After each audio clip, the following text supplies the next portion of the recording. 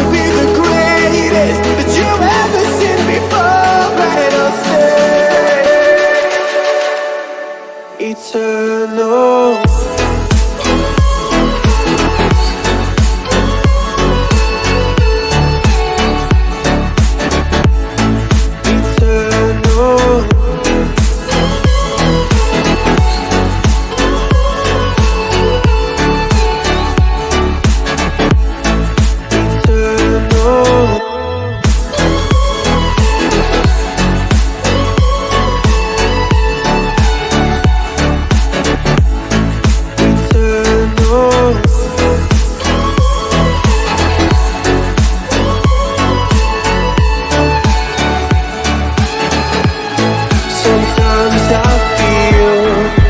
My luck's run out. Time is of the essence, the blood running through our core. It's best to not feel sorry when it's over.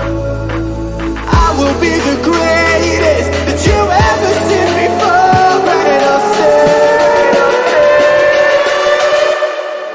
eternal.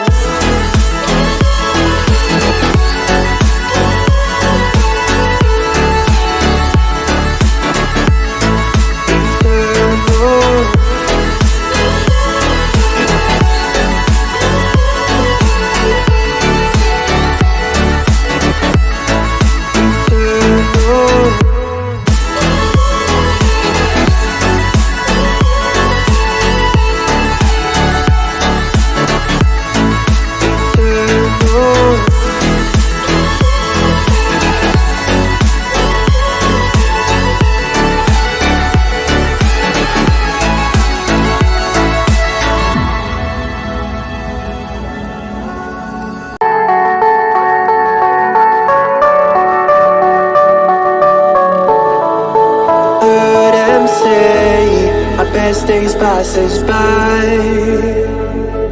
and most long for a place that they never find. I'm afraid I wake up when I die, and it is too late to climb any mountain. Oh,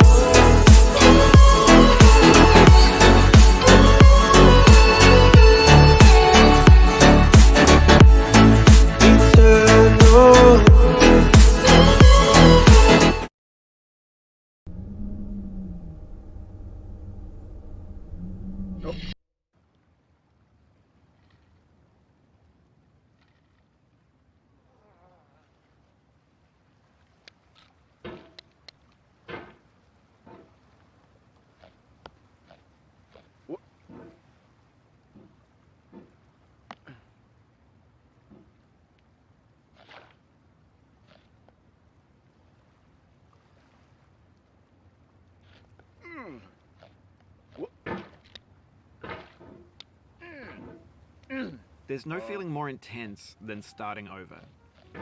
If you deleted your homework the day before it was due, as I have, or if you left your wallet at home and you have to go back after spending an hour in the commute. If you won some money at the casino and then put all your winnings on red but it came up black. If you got your best shirt dry cleaned before a wedding and then immediately dropped food on it. If you won an argument with a friend and then later discovered that they just returned to their original view. Starting over is harder than starting up. If you're not ready for that, like if you've already had a bad day, then what you're about to go through might be too much. Feel free to go away and come back. I'll be here. Alright, thanks for coming with me on this trip. I'll understand if you have to take a break at any point. Just find a safe place to stop and quit the game. Don't worry, I'll save your progress, always, even your mistakes. This game is a homage to a free game that came out in 2002, titled Sexy Hiking. The author of that game was Jazuo, a mysterious Czech designer who was known at the time as the father of B games. And B games are rough assemblages of found objects.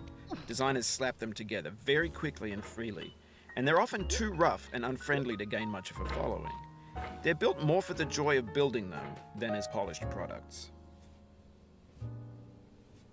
In a certain way, Sexy Hiking is the perfect embodiment of a B game. It's built almost entirely out of found and recycled parts, and it's one of the most unusual and unfriendly games of its time. In it, your task is simply to drag yourself up a mountain with a hammer. And that act of climbing, in the digital world or in real life, has certain essential properties that give the game its flavor. No amount of forward progress is guaranteed. Some cliffs are too sheer or too slippery, and the player is constantly, unremittingly in danger of falling and losing everything. Anyway, when you start sexy hiking, you're standing next to this dead tree that blocks the way to the entire rest of the game. It might take you an hour to get over that tree, and a lot of people never got past it. You prod and you poke at it, exploring the limits of your reach and your strength, trying to find a way up and over. And there's a sense of truth in that lack of compromise. Most obstacles in video game worlds are fake. You can be completely confident in your ability to get through them once you have the correct method or the correct equipment or just by spending enough time. In that sense, every pixelated obstacle in sexy hiking is real. The obstacles in sexy hiking are unyielding, and that makes the game uniquely frustrating. But I'm not sure Jazzuo intended to make a frustrating game.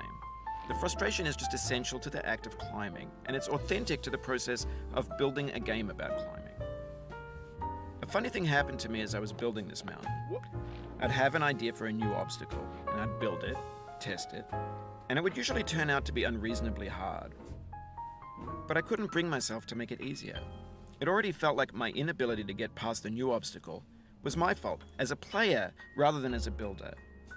Imaginary mountains build themselves from our efforts to climb them, and it's our repeated attempts to reach the summit that turns those mountains into something real. When you're building a video game world, you're building with ideas, and that can be like working with quickset cement. You mold your ideas into a certain shape that can be played with, and in the process of playing with them, they begin to harden and set until they're immutable, like rock. And at that point, you can't change the world. Not without breaking it into pieces and starting fresh with new ideas. For years now, people have been predicting that games would soon be made out of prefabricated objects, bought in a store and assembled into a world. And for the most part, that hasn't happened, because the objects in the stores are trash. I don't mean they look bad or that they're badly made, although a lot of them are. I mean they're trash in the way that food becomes trash as soon as you put it in the sink. Things are made to be consumed and used in a certain context, and once the moment is gone, they transform into garbage. In the context of technology, those moments pass by in seconds.